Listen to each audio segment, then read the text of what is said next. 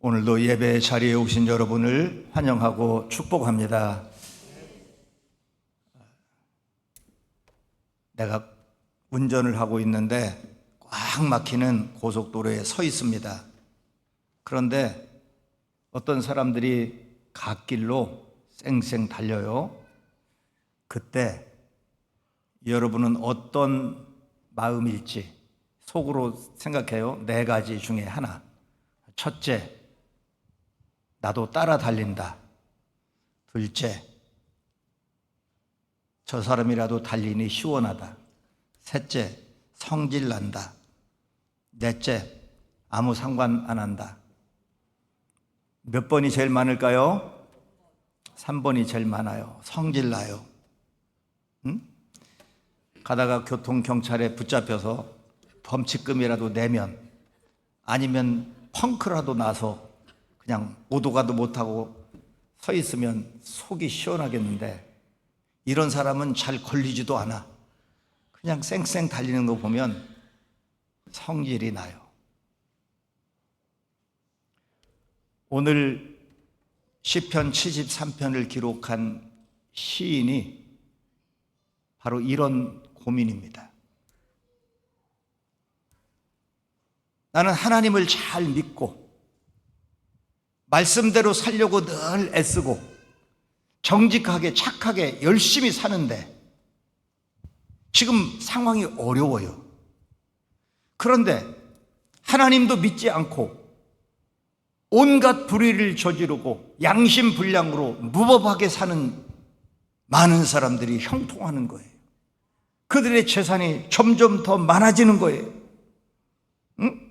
그러니까 이 시인이 너무 그것이 괴로운 거예요. 고민이 되는 거예요. 오늘 시편 73편을 기록한 분이 아삽이라고 하는 분이에요. 그 표제에 아삽의 시라고 되어 있죠. 이 아삽은 레위 지파의 아주 믿음 좋은 경건한 사람입니다. 그리고 이분은 다윗 성가대의 지휘자입니다.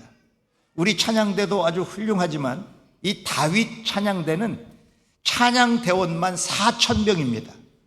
그래서 큰 행사에는 4,000명이 한꺼번에 찬양하고 또 수백 명이 주로 288명 이렇게 다윗 찬양대가 찬양을 하죠.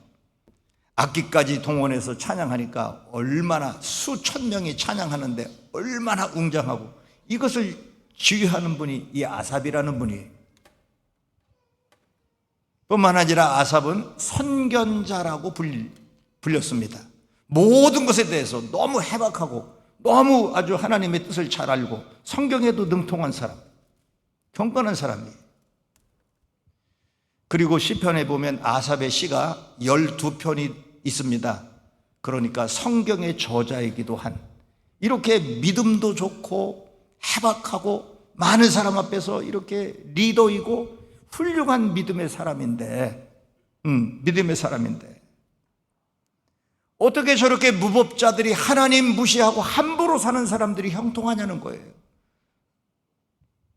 하는 일마다 잘 되고 그들의 재산도 점점 늘어나고, 그냥 하나님이 벼락이라도 때려서 저것들을 한 번에 멸하든지 땅을 꺼지게 해서 그냥 한 번에 그냥 매장을 하든지 하면 시원하겠는데, 불법으로 저지르는 저 사람들이 어떻게 형통하냐. 그래서 이 믿음 좋은 아삽이 그것이 너무 시험되는 거예요. 너무 이게 마음에 고통이 되는 거야. 그래서 한바탕면 믿음이 넘어질 뻔했다 고백합니다. 2절 3절 읽어보겠습니다. 나는 거의 넘어질 뻔하였고 나의 걸음이 미끄러질 뻔하였으니 이는 내가 악인의 형통함을 보고 오만한 자를 질투하였음이로다. 16절 내가 어쩌면 이를 알까 하여 생각한즉 그것이 내게 심한 고통이 되었더니. 지금 이 시인은 죽을 맛이에요. 죽을 맛이야. 오죽하면 14절에 나는 종일 재난을 당하며 아침마다 징벌을 받았도다. 자고 깨어서 일어나면 너무 고통거리가 많은 거예요. 너무 눈 뜨고 일어나는 게 힘든 상황이에요. 그런데 악인들은 저렇게 형통하는 거예요. 그러니까 하나님 도대체 이게 뭡니까? 나는 하나님 잘 섬기고 양심대로 살고 말씀대로 살고 이렇게 선하게 살았는데 이렇게 고통 속에 있는데 저것들은 저렇게 불법을 저지르고 무법하게 사는 저것들은 형통한, 하나님 도대체 뭐 하는 겁니까 이게? 오죽하면 내가 마음을 깨끗하게 하여 내 손을 씻어 무죄하다 하는 것이 실로 헛되도다. 오늘 읽은 본문이죠. 내가 깨끗하게 살고 양심대로 살고 하나님 앞에서 바르게 산 것이 헛되다고 생각할 만큼 너무 그 악인들의 형통에 대해서 고민되는 거예요. 이것은 이 시인의 고민일 뿐만 아니라 오늘을 사는 우리 모두에게도 그런 고민이 있습니다. 그런 의심이 있어요. 나는 열심히 밤새워 공부했는데 성적이 잘 안 나와. 내 친구는 맨날 놀다가 컨닝 페이퍼 만들어가지고 막 이거 써가지고 컨닝을 해서 나보다 좋은 성적을 받아. 그러면 쟤는 공부도 안 하고 놀다가 좋은 성적을 받고 나는 열심히 공부했는데도 이게 성적이 형편없이 나왔어요. 그러면 정말 화가 나. 오랜만에 친구를 만났는데 친구가 보니까 이 사람은 예수님도 안 믿어. 그리고 온갖 불법, 편법 다 동원해가지고 저렇게 자기 요령 부려서 사는데 너무 부자로 사는 거야. 좋은 차도 타고 좋은 집에 살고 아주 명품 다 이렇게 들고 심지어 자식들까지 잘 되네. 그러면 화가 나는 거예요. 나는 이렇게 정직하게 바르게 하나님 앞에서 믿음으로 살려고 애쓰는데 지금 힘든 상황이고 저 사람은 저렇게 아주 함부로 사는데 도대체 저렇게 형통하는 건 뭔가? 오늘 이 시인도요 이런 문제로 고민하면서 정말 답답한 마음으로 성소에 들어갔다고 했습니다. 그런데 성소에 들어가서 예배를 드리다가 갑자기 깨달아진 거예요. 아하! 그래서 지금까지 자기가 보지 못한 눈이 열린 거예요. 지금까지는 나타난 현상, 그들의 그런 불법을 저지르면서도 잘 되는 그런 나타난 현상만 보았는데 그동안 보지 못한 영적인 눈이 열린 거예요. 그리고 무릎을 탁 치면서 그가 고백한 말이 17절입니다. 읽어요. 하나님의 성소에 들어갈 때야 그들의 종말을 내가 깨달았나이다. 하나님의 성소에 들어갈 때야 그의 믿음의 눈이 열려서 그들의 종말을 깨달은 거예요. 아하, 세상에서 잠깐 동안 저렇게 산 것이 얼마나 영원토록 하나님의 심판 앞에 정말 저것이 어리석은 삶인가 하는 것을 비로소 깨닫게 된 거예요. 오늘 여러분에게도 이런 믿음의 눈이 활짝 열리기를 축복합니다. 다시 갓길 운전한 사람 이야기로 돌아가요. 자, 생각해 보세요. 나는 꽉 막히는 길에 지금 서 있어요. 저 사람은 불법으로 갓길을 달리고 있어요. 그러면 누가 잘하는 거예요? 누가 잘하는 거예요? 내가 잘하고 있는 거예요. 그리고 내 주변에는 막히는 길에 답답하지만 그대로 서 있는 사람들이 훨씬 더 많아요. 내 앞에, 뒤에, 옆에 그냥 그 차선에 답답하지만 멈춰 서 있는 그 교통법규를 잘 지키고 정직하게 바르게 운전하는 사람이 훨씬 많아요. 그러면 이 갓길로 지나가는 사람은 몇 명 안 돼. 몇 명 안 돼. 그런데 훨씬 더 많이 법규를 지키고 이렇게 바르게 사는 사람들을 보면서 내가 위로를 받아야지. 저 불법으로 가는 사람 몇 사람을 보면서 화가 나고 마음이 상하고 열을 받아요. 더 중요한 건 내가 지금 그 교통법규를 바르게 지키고 있는 거예요. 가지는 못하고 있지만 내가 답답하지만 그러나 내가 잘하고 있는 거예요. 그러면 자기를 가리켜서 너 참 잘하고 있구나. 너 정말 바르게 살고 있구나. 너 지금까지도 잘 살아왔고 앞으로도 그렇게 살아야지. 너 참 잘하는구나. 자기가 자기를 칭찬해야지. 자기를 칭찬하고 자기와 함께 이 지키는 많은 사람들을 보면서 위로를 받고 정말 내가 잘하고 있구나. 우리가 잘하고 있구나. 그렇게 위로를 받아야 되는데, 오히려 자기를 칭찬해야 되는데, 오히려 그 상황을 원망하는 거예요. 그 몇 사람 잘못하는 사람 보면서 불평하고 원망하고, 나는 뭔가 저놈들은 저렇게 아주 불법하고도 잘 가는데 나는 뭔가, 그렇게 생각하는 것이 이게 얼마나 바보냐 말이에요. 이제 여러분에게 긍정적인 눈이 열리기를 바랍니다. 우리 주변에는 좋은 사람들이 훨씬 많아요. 불법을 저지르고 그냥 온갖 편법 동원해서 승승장구하고 잘 되는 사람 덜어 있지만, 우리가 그런 악인의 형통을 부러워하지 말고, 느리지만 가난하지만 내가 어렵지만, 그러나 하나님 앞에서 바르게 살려고 애쓰고 양심대로 살려고 애쓰고, 또 나와 함께 이렇게 선한 사람들이 세상에는 훨씬 더 많다는 것을 생각하면서, 이런 긍정의 눈으로 여러분 삶을 바라보고 여러분 자신을 격려하고 위로하며, 그렇게 오늘 이 시인이 성소에 들어갈 때야 깨달았다는 그 깨달음을 여러분도 깨닫고 살아가시기를 축복합니다. 아삽이 성소에서 받은 또 다른 은혜는 하나님을 가까이 함이 내게 복이라는 것을 깨달은 것입니다. 오늘같이 이렇게 좋은 날, 소풍 가기 좋은 날, 여러분 다른 데 안 가고 이렇게 예배당에 성전에 와서 예배 드리는데요, 이것이 여러분에게 최고의 복인 것을 확신하기를 바랍니다. 오늘 이 시인이 깨달은 거예요. 깨달은 거예요. 사람은 누구를 만나느냐에 따라서 그 인생이 달라집니다. 독사는 선한 독사, 악한 독사 따로 없어요. 그냥 독사는 독사예요. 그런데 인간은 선하면 천사보다 더 선해지고요, 악하면 악마보다 더 악해져. 그래서 인간은 누구를 만나느냐에 따라서 그 삶이 완전 달라지는 거예요. 그래서 사람에게 가장 큰 축복이, 또 가장 중요한 것이 만남의 복이에요.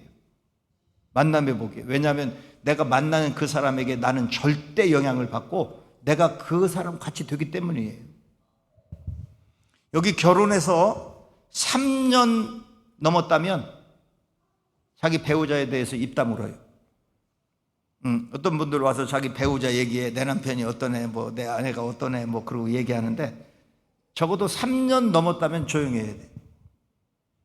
아무리 악한 남편이라도 3년 이상 한 집에서 한솥밥을 먹고 같이 살았다면, 아무리 악한 남편도 천사가 돼야 돼. 아무리 악한 아내도 이거 천사가 됐어야 돼. 그런데 평생을 살면서 저 사람 문제다 그래. 잘 보세요. 문제 있는 남편 뒤에는 더 큰 문제 있는 아내가 있고, 문제 있는 아내 뒤에는 더 큰 문제 있는 남편이 있다. 시작.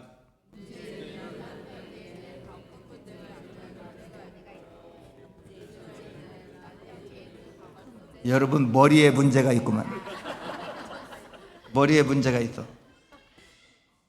다시, 문제 있는 남편 뒤에는 더 큰 문제 있는 아내가 있고, 문제 있는 아내 뒤에는 더 큰 문제 있는 남편이 있다. 시작.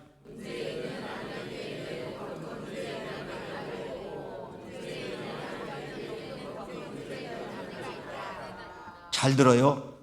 배우자가 어떤 애 앞으로 입 다물어. 입 다물고, 문제가 있다면 그건 내게 더 큰 문제가 있다는 걸 그렇게 생각하면 틀림없어요. 틀림없어요. 사람도요. 그래서 사람은 정말 너무 그렇게 끼리끼리 만나고, 부부끼리 잘 보세요. 저도 평생 겪는 거야. 저 남편 저런데, 야, 아내는 절대 그런 사람이 아니야. 그런데 알고 보면 똑같은 사람이야. 똑같아. 그래서 사는 거예요. 그게 또 그래서 사는 거예요. 똑같아지는 거예요. 사람도 누구를 가까이 하느냐에 따라서 이렇게 달라지는데, 우리가 하나님을 가까이 한다면 얼마나 하나님을 가까이 하는 것이 얼마나 큰 복인가. 이 아삽이라는 훌륭한 분이 그걸 깨달은 거예요. 하나님을 가까이 하는 것이 얼마나 큰 복인가. 이걸 내가 깨달았도다.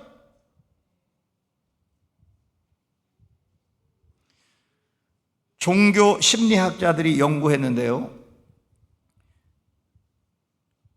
예배드리러 교회에 왔다만 가도, 그냥 와서 졸다가 가도 이 사람의 생각이 변하고 말이 변하고 행동이 변한다는 걸 종교 심리학자들이 연구해서 이거를 발표를 했어요. 여러분, 교회에 왔다만 가도 그냥 졸고 주무시고 가도 상관없어요. 교회에 왔다만 가도 달라진다는 거예요. 왜 달라지냐면, 잘 보세요.